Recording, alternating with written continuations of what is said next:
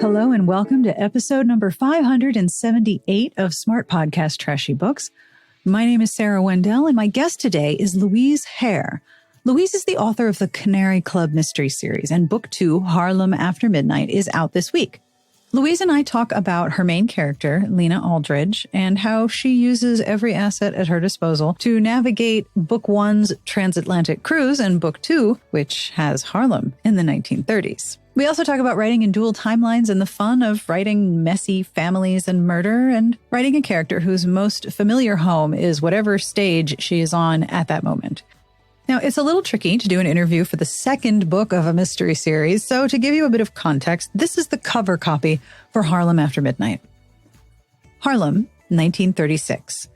Lena Aldridge grew up in a cramped corner of London hearing stories of the bright lights of Broadway. She always imagined that when she finally went to New York City, she'd be there with her father.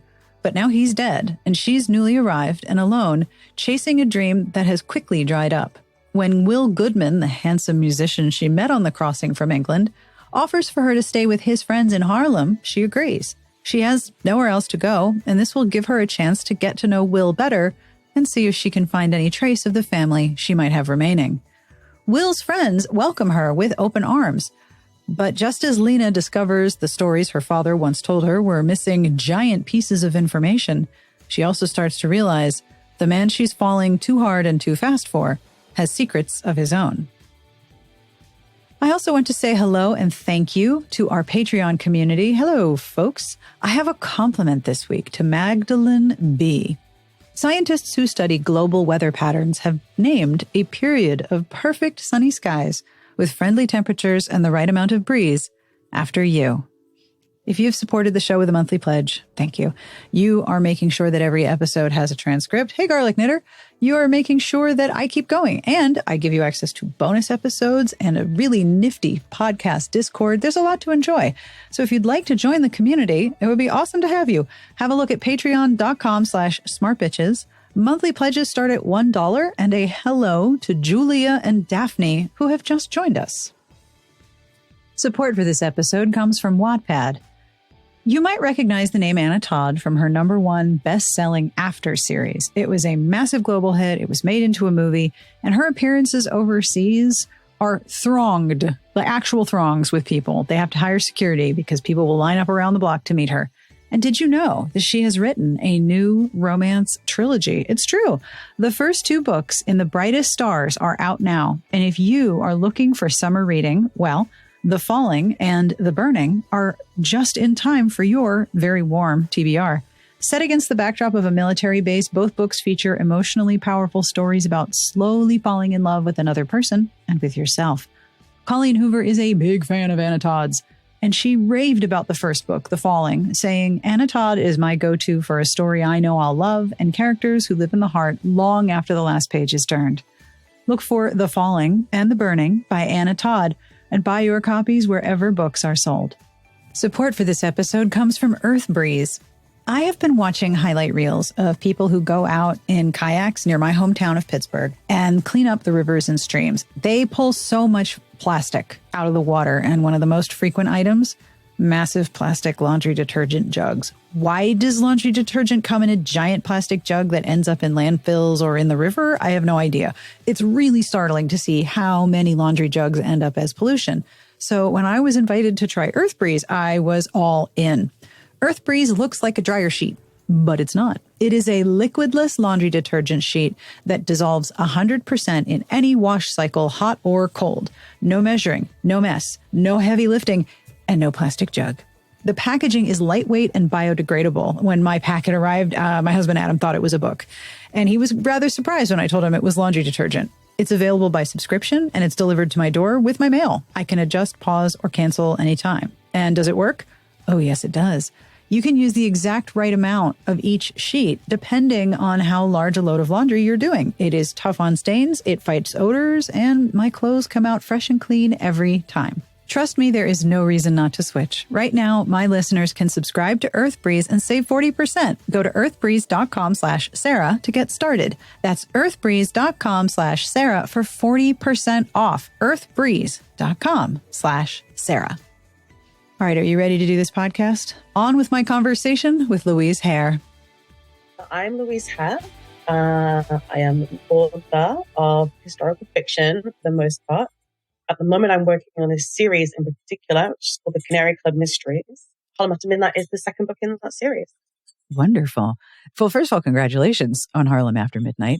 I try very hard not to spoil books when I do an interview, so people who listen to the interview won't be spoiled. But I know this is book 2 of a series, as you said. So can you tell me what readers will find in the series and in the book, trying to avoid spoilers, which is really a challenge? Yes. So my protagonist is called Lena Aldridge. And it's set in, both these books are set in 1936. So it begins in the first book, she's in London, and she sort of gets offered this opportunity that sounds too good to be true. And she's offered a role on Broadway. So she boards the Queen Mary sailing from England to New York.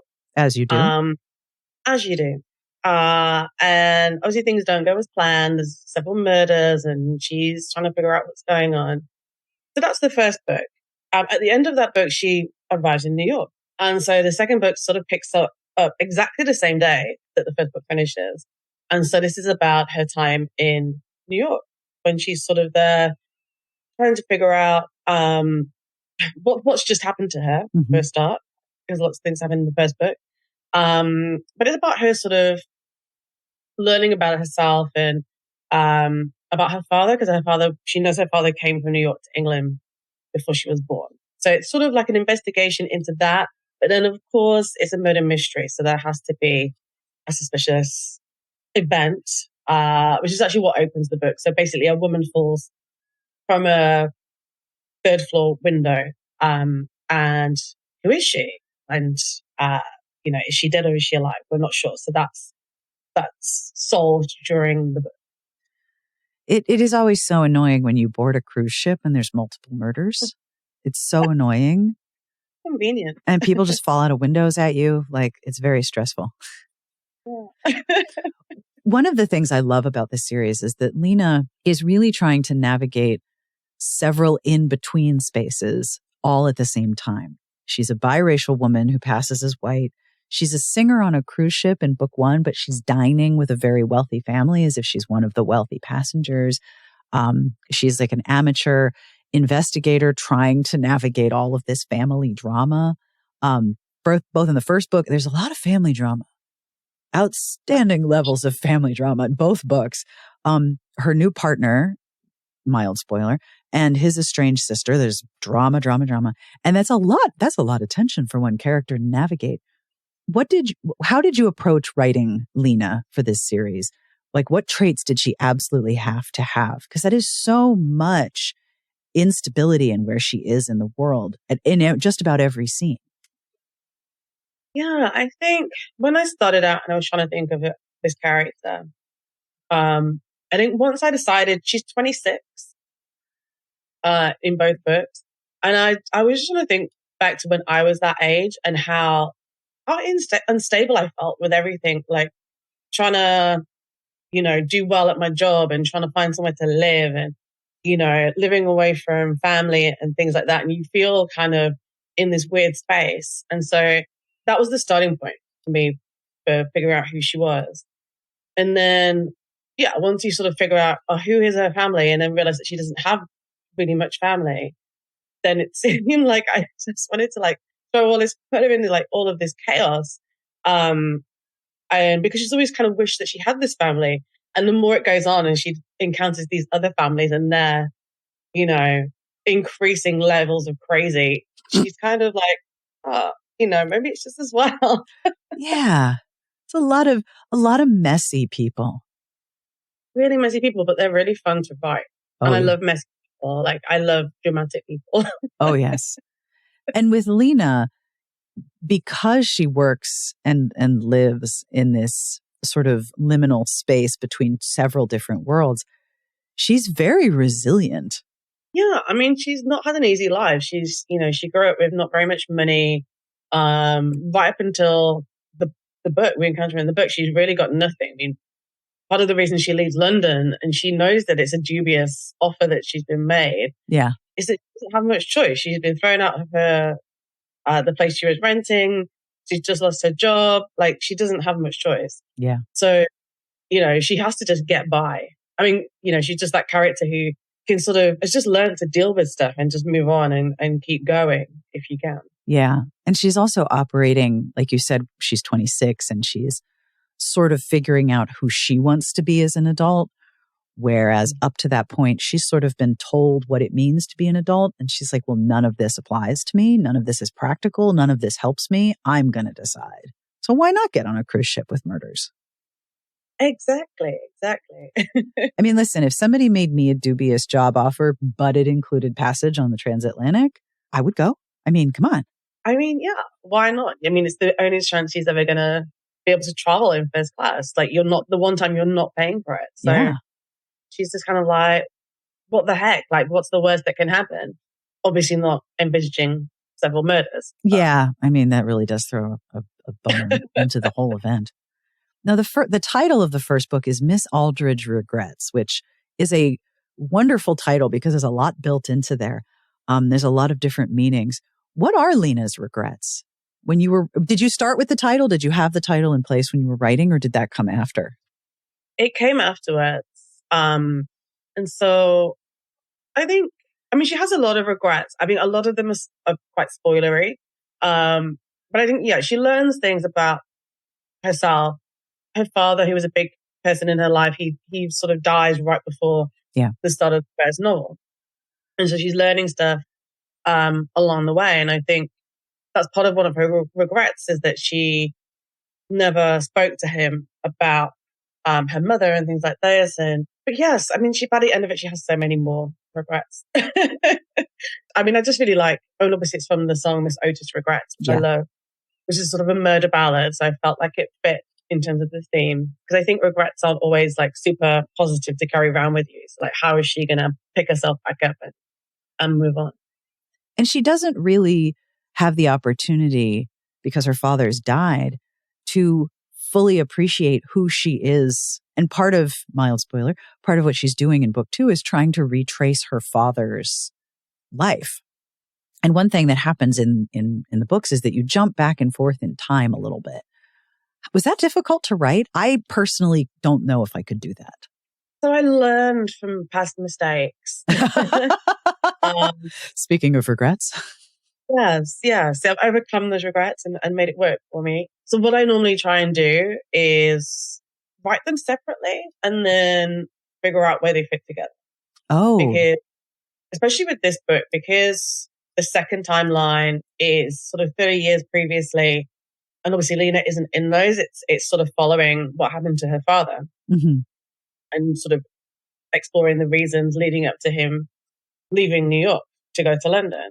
It was almost like writing two separate books. I mean, they fit together. Yeah. And if you've read the first book, you might pick up on some stuff as you're reading. But if you haven't read the first book, it doesn't actually matter, because it does get sort of revealed at the end of that section anyway. But yeah, it was kind of fun to sort of explore this completely different character in her father, because I sort of grew attached to him when I was writing the first book, even though he's not in it technically, but she's thinking about him a lot. And so, yeah, I just really wanted to explore that. Like when I was sort of doing the whole sort of tour for book 1, people always wanted to talk about him. And I just was like, actually, I think I do want to see what he was up to and find out. Yeah. He was just such an interesting character, but obviously he's Lena's father. So she has this, I guess, sort of rose-tinted view of him as a person, especially because he's now died. And actually, exploring him as a person and what he was actually like is sort of way more interesting, because you start to be able to explore what his flaws were and what led him to this position where he wouldn't actually tell Lena about how they ended up together, how he ended up being a single father in sort of, 1920s England. And a single father to a daughter. Exactly. Because, I mean, it would happen if the mother died, but she never knew who her mother was. Yeah. So it was like, but he was never really willing to talk about it. And she, I guess, never pressed him because he was all that she had. So, I need to find this out. I need to figure out what happened. It's like another form of grief for her, I think, to recognize, right? Like all of the opportunities that she didn't have, she really doesn't have them now. They're done. Like she can't find out from him. She has to extrapolate from little tiny pieces of information. Exactly. One of my favorite scenes in the second book, which is not a spoiler, I don't think, is that she has to go to the library and read old newspaper clippings. Yeah. And that's really all she has to go by. She has to read newspapers for hours to try to find a tiny crumb of information. Yeah. And also it's really not her thing. Like she hates it. No, she's like super bored. This is horrible. It's impractical. It's inefficient. It's hard. It's boring. Yeah. And so then she strikes that, it's a brilliant idea. I'm just going to go around bars and talk to people. Yeah. Much more fun. Absolutely. And also as a language that she speaks. Exactly. Yeah. She lived her whole life singing in bars and dodgy clubs and things. Yeah. So yeah, it's definitely her environment. So the books are, as you said, set in the late 30s. And they, as we said, jump back in time, back and forth. And they're highlighting a period of time that doesn't get a lot of attention in mystery and romance, especially from a point of view of a biracial character, especially both on a ship and then in New York. What were some of the things you learned researching this series that you were really excited to include? Was there anything that you learned that surprised you about this time period? One thing that surprised me when I was writing the second book, which I hadn't kind of pieced together, was just how much New York changed in those years. So when I'm writing about Lena's father, it's 1908. And then obviously her section is 1936. I really sort of made a rod for my own back because I had to do two completely separate lots of research. Yeah. The areas changed. So Harlem, when Lena's father was there, was not the Harlem of the 30s or the Harlem of now. It's still very much a sort of Jewish area. And so he was living in the Tenderloin. And I was like, oh my gosh, I've got to do all this. I'm trying to figure out, okay. So it ended up being actually a lot of fun. I read lots of fiction from the time. And then I was reading, because I'm slightly obsessed with the novel Passing by Nella Larsen. Yeah. So there's obviously the woman falling from the window is a small nod to that novel. Because you're always worried, I think, when you're writing historical fiction and female characters that you're not overstepping what would be acceptable for the time in terms of how adventurous women could be, or, going to places like a bar and doing all those kind of things. But then I read a biography of Nella Larsen, and she was crazy. She was out there traveling across, to Europe on her own and doing all this stuff and having an affair. And, and I was like, actually, yeah, cool. I'm going to lean into that. So Lena can basically do what she wants, because it seems like there were women not following the norms necessarily. Yeah. One thing that always strikes me when I'm looking at the history of a place or looking at how people lived in a certain time is that in the present day, we tend to think that we are the ones who are like the most wild and the most daring. And it's like, no. In an era where there was only the oversight of the people around you to keep you in line into a standard of behavior, if you just up and left, like you could do whatever you want. You could be very daring. And Lena is very daring. She is. And I feel like she doesn't even realize how daring she is. No, she has no idea. She's just kind of going along and trying stuff. And I think because she is a singer and she's used to mixing around with men a lot, she's singing with bands that are mostly male. So what she views as acceptable is kind of colored by the environment she finds herself in most of the time. So she is doing daring things without realizing that they are daring. Yeah. But then also the 30s, people were quite wild. Like, like the clubs and people mixing and all that kind of thing going on. That I think we forget that did happen. Like it was sort of underground, but it did happen. And it was during Prohibition, which for one thing, I love sort of Lena's attitude as a person who grew up in England at looking at Prohibition. Like, okay, this is weird. But if you're going to go in a club during Prohibition, you are already complicit in keeping the secret of the fact that you're in a club that serves alcohol at a time when you're not supposed to. So she's already connected to these people and doing something that's not allowed. So she's already being daring, but she sort of thinks that she's just like everyone else. And I think that what she comes to realize, especially in the second book, is, wait a minute, I'm a little bit different than a lot of the people I'm around right now? And how do I reconcile that? Yeah, because I mean, I guess I was interested in, I guess looking, because she's grown up in England and she can pass as white. So she has essentially been able to choose, when she works in clubs with Black musicians, she sort of presents herself as Black. And then when she's out in the wider world, she knows it's easier. She just doesn't say anything and people think that she's white. Whereas when she gets to Harlem, it's like suddenly she's in this Black community and it's like the first time she's been in a community like this. And so it's like, it's about her, I guess, trying to figure out where she fits in or maybe she doesn't. I feel like even by the end of the second book, she's still like, I don't still fit. Like, where do I fit? I don't know. Part of what keeps her from fitting in is that her moral code is so different from other people's. And in some ways, it's very similar to other people's. She's been on a ship, right? With this guy that she likes. So to be blunt, they can go to Bone Town whenever they want. No one's going to stop them. But when she's in Harlem, she's staying with his friends and then they're very proper and she has to be aware of, how much time she's alone with him and what do they think? And there's a sort of expectation of behavior that suddenly she's like, oh, okay, I'm staying in their house. I will be a proper guest and I will be respectful of their expectations. But at the same time, she's like, this kind of chafes. It's not pleasant. Kind of want to do my own thing. Because in London, she was in a terrible little apartment, a place to live. And no one was really like overseeing her behavior in such a way. And she has to reconcile, do I want to belong in a group that is going to restrict me from doing things I like? Because, she hasn't had this before. She's always had this total independence. But like what she had, and she could do what she wanted. And so, she loves the people that she's staying with. So she really gets on with them. But then at the same time, because she's sort of working class and essentially they're middle class and they're a different, she's not as educated as they are. And there are various, I think, things that she sort of is very aware of. Even in different classes, whether it's very, very wealthy or middle class or at the level that she was living in at the start of book one, there are people who will do things that she finds truly shocking and will cover up and take on responsibility for things they didn't do to preserve what they have. And I think one of the things she reconciles, or she's trying to reconcile, is that she doesn't have much, but what is she willing to do to protect what she has? I feel like her moral code is strong in the way that she does think about others. Yes. In terms of, is it going to harm? If I do something which I'm not supposed to do, but it's not harming anyone. Who cares? Then surely that's okay.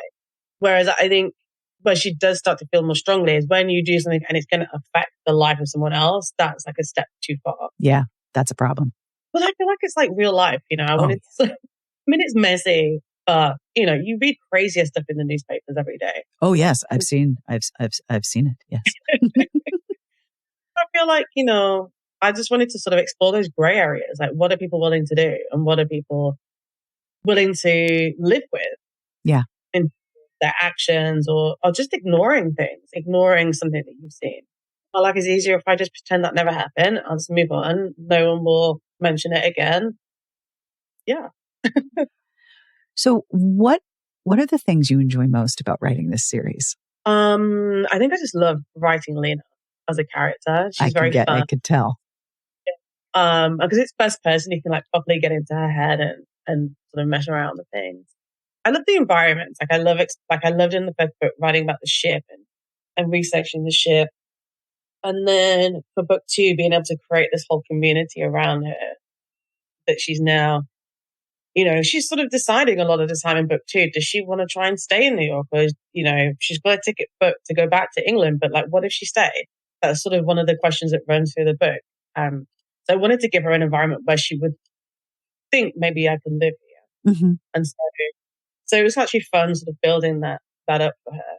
She is constantly trying to figure out where she fits, figure out with the people who she belongs with, while also carrying around a sizable amount of baggage that makes it hard for her to trust people. Yeah. And that's a big tension where you desperately want to connect with people, but you're also going to hold part of yourself back because you don't know what these people are up to. And they're very messy. Very messy. And you don't know what they're up to until the end. Basically, I mean, my thing is always, don't trust anyone. Give everyone a reason why they might be up to no good. Yeah. And then I'll figure it out as it goes along. And It's just so much fun. It's very fun. What I've just realized, part of what she's trying to reconcile is the concept of respectability. Yeah, because I think like a lot of people, especially at the start of book one, look down on her. Yeah. Yeah, okay. She sings in a very dodgy nightclub. You know, she has one dress that she can wear, like falling apart.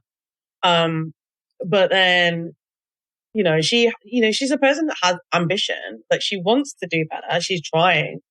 I mean, she's someone who literally gave everything, gave her entire salary to try and pay for medical care for her father. Like she's a good person. Like at the root of it, sometimes makes dubious choices, but so I feel like like the whole thing is her trying to show people that she's worth something. Yeah. And that she is worthy of their respect, even though she doesn't live a life that they may approve of or understand or even be aware of her circumstances. And, you look at the people that look down on her and they're not good people. No, they're very messy. They're very messy. Yeah. Did you listen to music? Did you listen to music to get into her head? There's a lot of music in these books, which I love. It is, yeah. So I listened to a lot of jazz, sort of Ella Fitzgerald, Billie Holiday, to give me the soundtrack because it's all like era. It's like the mid to late 30s. Yeah. And yeah, it was just really cool to sort of listen to that. Imagine her singing those songs on stage, and it was good because there's so many like club scenes and theater scenes, and but I felt like I needed to listen to it and sort of be able to imagine, be able to hear Lena. Yeah, and also the people with whom she connects the most easily are the other musicians. And they're connecting over just the song. They're connecting because they know the song. They're going to get through the performance, but they don't have any connection beyond that. Yeah. I just feel like, I guess, creative people tend to be less judgmental. That was my idea. I felt like, okay, this is like her people. Mm-hmm. If she's got any people as the musicians, that's like where she feels comfortable. That's like the safe. I mean, for me, like when I felt like the tension was getting too much for her, I just like put her on stage or put her in a situation where she could be surrounded by music because I felt like she just needed to get into that, chill out, take a step back from what was going on. And I think like writing it as well, like you just wanted sort of some breathing space. Yeah. Amongst all the crazy. And regardless of where she is, whether she's in London, if she's on the boat, or if she's in New York, being on stage, whatever stage it is going to be a piece of her home. So it makes sense that she's going to come back to that as her sort of foundation. Exactly. And obviously it ties into her father, who was also a musician. Yeah. So it was like all those sort of safe spaces were connected through the music. So what are you working on right now? Well, I've currently just finished a first draft of something completely different. Ooh. So not Lena this time. So this one is set in the 1760s and it's set in London. And it's sort of a story of a young girl. Basically, she's sort of running away from home and she meets this sort of young man on the street and he's been really badly beaten. And she takes him to a doctor. And it turns out he's sort of an escaped slave and he's been left for dead in the street. So it's sort of about how that situation develops. It's sort of based on a true story as well. Yeah, so I just wanted to write about what it was like to be Black in London in the 1700s because I feel, especially British people, kind of feel like there were no Black people in this country in the 1700s. And there was actually quite a big community, especially in London. So that's my focus, is to remind people of history. I mean, in Britain, a lot of people don't believe there were Black people here till 1948. So it's kind of even was worse. That when Black people in England were invented? That's the date? Wow, that's amazing. Yeah. So yeah, interesting. But yeah, so my next mission is to correct that. That's very cool and also very necessary. So I always ask this question, what books are you reading that you wish to tell people about?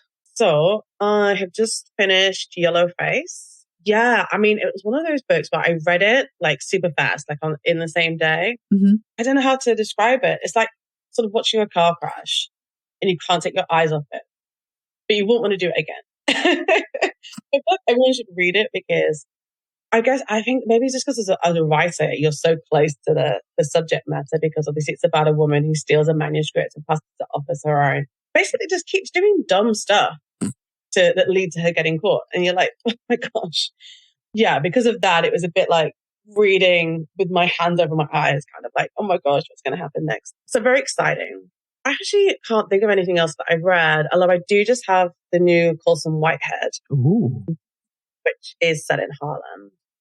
So I'm looking forward to, at the end of this week, when I've got some time, sitting down with that. Well, where can people find you if you wish to be found? Ooh, everywhere. So my website is louisehare.com. And then I am on Twitter and Instagram and also Threads. I'm still getting the hang of that. So my handle is @LouHare. And that brings us to the end of this week's episode. I will have links to all of the books that she mentioned, as well as where to find her books and the show notes. And I know you know where that is, but I'm going to tell you anyway. It's at smartbitchestrashybooks.com/podcast, episode number 578. Now, I do have a humble favor to ask you. If you have a moment and your thumbs are not busy, would you be so kind as to leave a review for this here show? I used to have some on Apple Podcasts, which remains the place where people review podcasts most often. And I have none now. It's very strange. And it makes me a little bummed out. So, hey, if you have a moment, would you please review the show and let other people know how much you like it? It would mean the world to me. I very humbly thank you for your effort. I realize that going to review a podcast is a big ask. So thank you for your consideration. I end every week with a terrible joke, and I would never, ever forget the joke. I mean, actually, sometimes I start recording and then realize I forgot to pick a joke, and then I stop and go find one because it's really important. This week's joke comes from Lisa B. What is great on toast but horrible on the road? What is great on toast but horrible on the road? Jam. As I live very close to the DC Beltway, yes, that is entirely true. There are some points where I just don't want to leave the house because I'm not going to get wherever I'm trying to go. Thank you for the joke, Lisa. On behalf of everyone here, we wish you the very best of reading. Have a wonderful weekend, and we will see you back here next week. Smart Podcast Trashy Books is part of the Frolic Podcast Network.